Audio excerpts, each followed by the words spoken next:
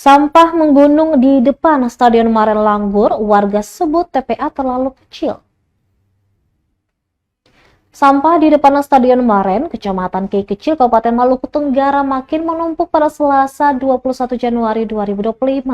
Pantauan tribunambon.com, sampah menumpuk sekitar 20 meter dari Stadion Maren ke arah Perum.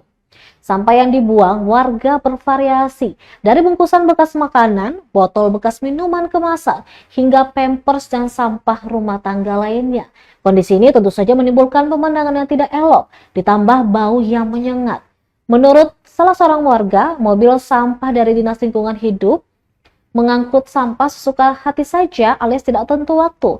Diakuinya, kadang-kadang warga membuat sepanjang depan Stadion Maren sebagai tempat pembuangan akhir TPA mini.